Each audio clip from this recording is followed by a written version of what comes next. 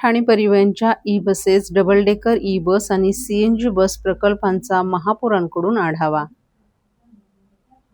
ठाणे महानगरपालिकेच्या परिवहन सेवेत दाखल झालेल्या पहिल्या वातानुकूलित डबल डेकर ई-बसेससह आगामी ई-बस आणि सीएनजी बस प्रकल्पाच्या अनुषंगानं आवश्यक पायाभूत सुविधांचा आढावा महापौर शर्मिला पिंपळकर यांनी आज वागळे येथील परिवहन आगारात घेतला.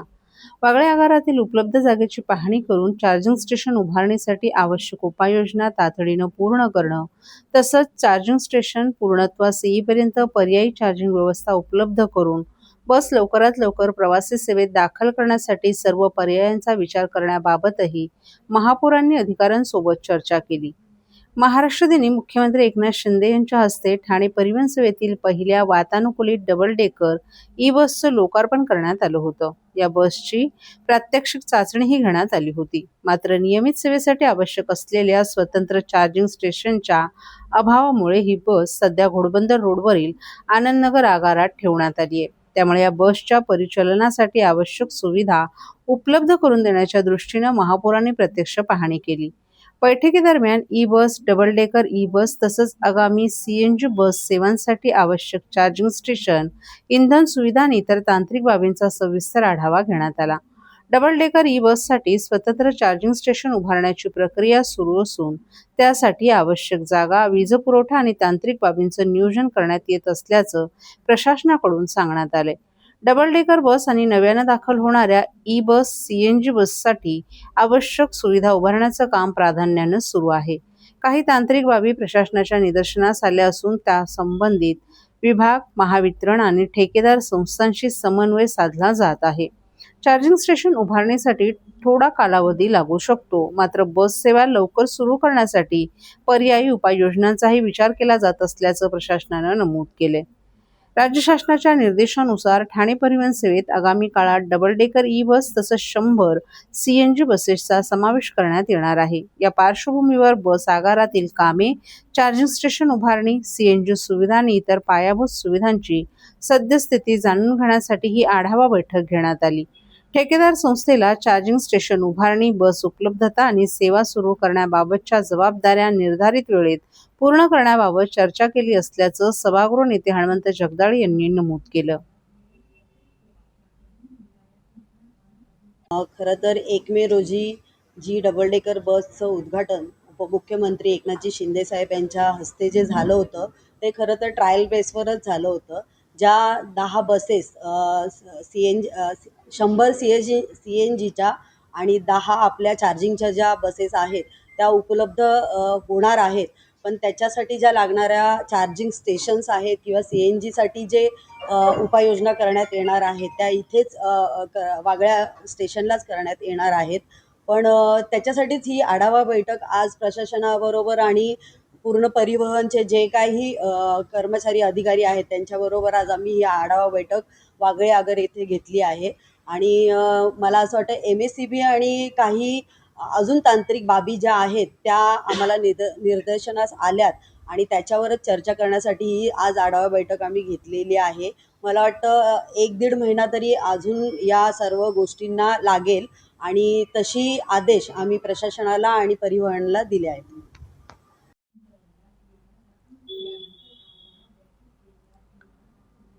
ठाणे शहरातील वाहतूक कोंडी सोडवण्यासाठी मेट्रो 4ची उभारणी केली जात आहे. सुमारे 9 महिन्यांपूर्वी मुख्यमंत्री देवेंद्र फडणवीस, उपमुख्यमंत्री एकनाथ शिंदे यांच्या उपस्थितीत मेट्रो चालवून त्याची चाचणीही करण्यात आली. परंतु चाचणीनंतर 9 महिने उलटले असतानाही ही मेट्रो धूळ खात असल्याचं चित्र आहे. मागील 9 महिन्यांपासून ही मेट्रो रुळांवर उभी असल्यानं नागरिकांकडून टीकेची झोड उठवली जात आहे. रेल्वे सुरक्षा आयोगाकडून परिचालनासाठी अद्याप प्रमाणपत्र मिळालं नसल्यानं ही मेट्रो रुळांवरच उभी असल्याची माहिती सूत्रांनी दिली आहे. त्यामुळे ठाण्याच्या पहिल्या मेट्रोची धाव ठाणेकरांना सध्या तरी धूसर दिसत आहे. ठाणे शहरातून थेट वडाळा आणि घाटकोपर गाठता यावं, मुंबईत जाणाऱ्या नोकरदारांचा प्रवास सुकर व्हावा, मध्य रेल्वेचा प्रवासी ताण कमी करता यावा यासाठी मेट्रो 4 मार्गिकेच्या निर्माणाचं काम ठाणे शहरात सुरू आहे. मागील 10 वर्षांपासून या प्रकल्पाचं काम सुरू असल्यानं ठाणेकरांना प्रकल्पाच्या कामांमुळे सर्वाधिक वाहतूक कोंडीचा सामना सहन करावा लागत आहे. एकूण 32.32 किलोमीटर मार्गिकेचा हा प्रकल्प उन्नत असून 30 मेट्रो स्थानकाचा यामध्ये समावेश आहे. 2016 मध्ये प्रकल्पाच्या प्रत्यक्ष कामास सुरुवात झाल्यानंतर 6 ते 7 वर्षांमध्ये प्रकल्प पूर्ण केला जाणार असल्याचा दावा सरकार करत होती, परंतु 10 वर्ष उलटत असतानाही हा प्रकल्प पूर्ण झाला नाही. घोडबंदर भागातील मेट्रो स्थानकांची कामं सुरू झाल्यानंतर जून 2025 मध्ये हा प्रकल्प सुरू करण्याचं नियोजन होतं. त्यानंतर येथील मेट्रोच्या रुळांवर मेट्रोचे डबे देखील उभे झाले. सप्टेंबर 2025 मध्ये मेट्रो प्रकल्पाची चाचणी झाली. मुख्यमंत्री देवेंद्र फडणवीस, उपमुख्यमंत्री एकनाथ शिंदे यांच्या उपस्थितीत एक भव्य कार्यक्रम पार पडला. घोडबंदर भागातील अनेक रहिवाशांच्या मनात आता मेट्रो सुरू होणार अशी आशा निर्माण झाली होती. 1 ते 2 वेळा या रिकाम्या मेट्रोच्या फेऱ्या देखील झाल्या. त्यामुळे मेट्रो धावणार असं वाटत होतं. परंतु 9 महिने उलटत असतानाही मेट्रो रुळांवरून धावली नाही. येथील घोडबंदर भागातील काही स्थानकांमधून ही मेट्रो सुरू केली जाईल असा दावा सरकारकडून केला जात होता, परंतु हा दावा देखील फोल ठरत असल्याचं दिसून येत आहे. सर्व नागरिकांना आवाहन करण्यात येत आहे की सध्या डासांमार्फत पसरणाऱ्या डेंग्यू या आजाराचा प्रसार रोखण्यासाठी प्रत्येकाने पुढीलप्रमाणे कार्यवाही करावी. डेंग्यू आजार एडिस इजिप्ती हा डास चावल्याने होतो. या डासांची पैदास साचलेल्या किंवा साचवलेल्या स्वच्छ पाण्यामध्ये होते. 8 दिवसांपेक्षा जास्त दिवस पाणी उघडे व साचून राहिल्यास त्यात डास अंडी घालतात. अंड्यांच्या अळ्या तयार होऊन पुढे डास तयार होतात.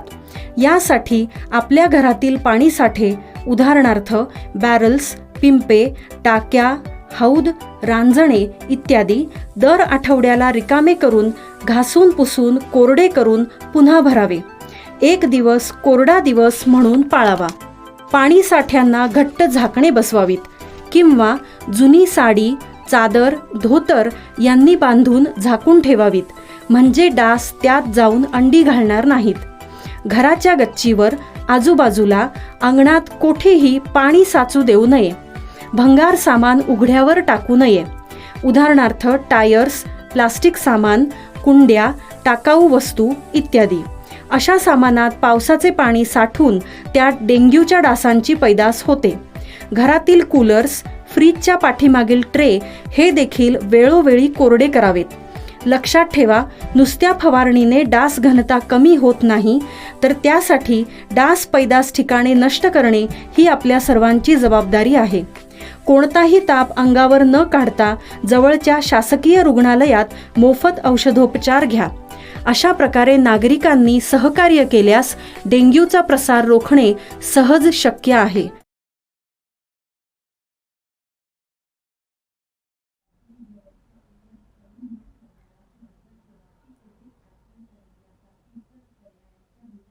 घोडबंदर भागातील गृहसंकुलातील 50हून अधिक एसटीपी प्लांट बंद. घोडबंदर भागातील पाणी टंचाईची तीव्रता वाढत असताना येथील गृहसंकुलांमधील 50हून अधिक एसटीपी प्लांट बंद असल्याचं उघडकीस आले. हे प्लांट चालू करण्यासाठी आमदार संजय केळकर यांनी अतिरिक्त आयुक्त प्रशांत रोडे यांच्यासह संबंधित अधिकाऱ्यांची बैठक भेट घेऊन सूचना केल्या. हे प्रकल्प सुरू करण्यासाठी कृती आराखडा तयार करण्यात आला असून आठवडाभरात त्याची अंमलबजावणी करण्यात येणार आहे. आमदार संजय केळकर यांनी बंद झालेल्या प्लांटबाबत महापालिकेत संयुक्त बैठक घेतली. यावेळी अतिरिक्त आयुक्त प्रशांत रोडे, नगर अभियंता तसंच शहर विकास विभाग, सार्वजनिक बांधकाम विभागातील अधिकारी आणि हिरानंदानी इस्टेट, ऋतू पार्क मधील प्रतिनिधी, स्थानिक नगरसेवक विकास पाटील, कैलास म्हात्रेही उपस्थित होते. एसटीपी प्लांटमुळे पाण्याचा पुनर्वापर होऊन सुमारे 25% पाण्याची बचत शक्य होते.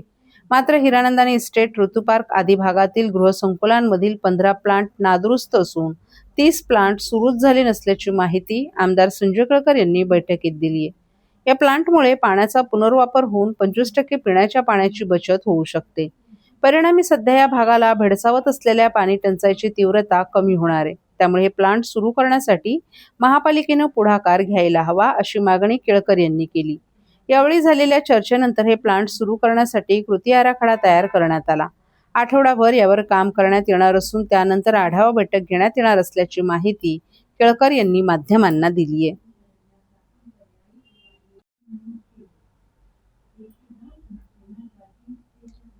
निधी खर्च करताना काटकसर करावी, शिस्त राखावी असं खुद्द आयुक्तांचे निर्देश असले तरी राम गणेश गडकरी रंगायतांच्या नूतनीकरणासाठी राज्य शासनाकडून 23 कोटींची तरतूद असताना कंत्राटदारानं 38 कोटींचा खर्च केलाय. त्यामुळे बिकट परिस्थिती असतानाही ठाणे महापालिकेच्या खांद्यावर वाढलेल्या 15 कोटींच्या खर्चाचं ओझं आलं आहे. राज्य शासनानं रंगायतांच्या नूतनीकरणासाठी 23 कोटी रुपयांचा निधी मंजूर केला होता. त्यानुसार कामाला सुरुवात करण्यात आली. मात्र काम पूर्णत्वाकडे जात असताना खर्चात मोठी वाढ झाली. या वाढीव खर्चास मान्यता देण्यासाठी महापालिकेनं कलम 72(ब) अंतर्गत प्रस्ताव मंजूर केल्याची माहिती प्रशासनाकडून देण्यात आली आहे. नूतनीकरणाच्या कामांमध्ये नवीन आसन व्यवस्था, रंगमंचाचं आधुनिकीकरण, अग्निसुरक्षा व्यवस्था, सजावटीचं छत, सराव कक्ष, वाहनतळाची सुविधा तसंच स्वच्छतागृहांचं नूतनीकरण यांचा समावेश करण्यात आला. या सुविधांमुळे रंगायतन अधिक सुसज्ज झालं असलं तरी खर्चात सुमारे 65% वाढ झाल्यानं आर्थिक नियोजनाबाबत प्रश्न उपस्थित होत आहेत.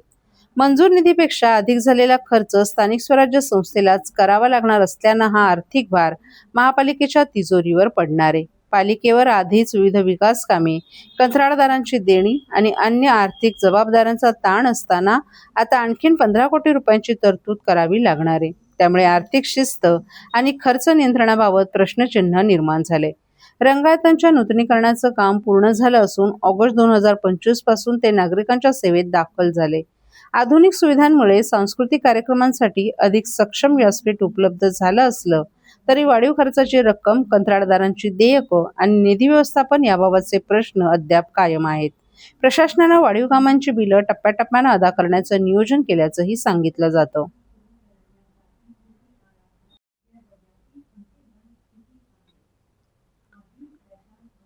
वेगानं वाढणारी लोकसंख्या आणि त्याचवेळी निवृत्तीवेळी पालिकेतील घट्ट मनुष्यबळ यामुळे ठाणे महापालिकेचा कारभार रामभरोसे सुरू आहे. जवळपास 25 लाख नागरिकांच्या सेवेसाठी पालिकेकडे अवघे 5,000 कर्मचारी आहेत. मंजूर पदांच्या तुलनेत निम्म्याहून अधिक पदं रिक्त असल्याने ठाणे महापालिकेत अर्धेच कारभारी उरले आहेत. 5 महिन्यात तब्बल 182 कर्मचारी आणि अधिकारी सेवानिवृत्त झाले असून यामध्ये वर्ग 1 मधील 2 वरिष्ठ अधिकाऱ्यांचाही समावेश आहे. होलसेल निवृत्तीमुळे उर्वरित कर्मचाऱ्यांवर मात्र कामाचा प्रचंड ताण असून अनेक कामं देखील रखडली आहेत. 1982 मध्ये स्थापना झालेली ठाणे महापालिका ब वर्गात आहे. महापालिका मुख्यालय, 9 प्रभाग समिती कार्यालय, रुग्णालय आणि विविध विभागांच्या कामकाजासाठी एकूण 10,883 पदं मंजूर आहेत. मात्र यापैकी केवळ 5,716 पदं भरली असून तब्बल 5,254 पदं रिक्त आहेत. त्यामुळे वर्ग 1, वर्ग 2, वर्ग 3 आणि वर्ग 4 या सर्व संवर्गांमध्ये मोठ्या प्रमाणात मनुष्यबळाची कमतरता जाणवते. दरम्यान तातडीनं भरती प्रक्रिया राबवण्याची मागणी आता जोर धरू लागली आहे. अन्यथा वाढत्या शहराचा कारभार सांभाळणं प्रशासनासाठी दिवसेंदिवस कठीण ठरण्याची शक्यता व्यक्त केली जाते. महापालिकेतील सेवानिवृत्तीचं प्रमाण दर महिन्याला वाढत आहे. अवघ्या 5 महिन्यात 182 तर जून महिन्याच्या अखेरीस सुमारे 80 कर्मचारी निवृत्त होणार असल्याची माहिती एका वरिष्ठ अधिकाऱ्याने दिली आहे. 2025 मध्ये 320 कर्मचाऱ्यांनी सेवामुक्ती घेतली होती. त्यामुळे प्रशासनासमोर नागरिकांना मूलभूत सुविधा प्रभावीपणे पुरवण्याचं मोठं आव्हान निर्माण झालंय.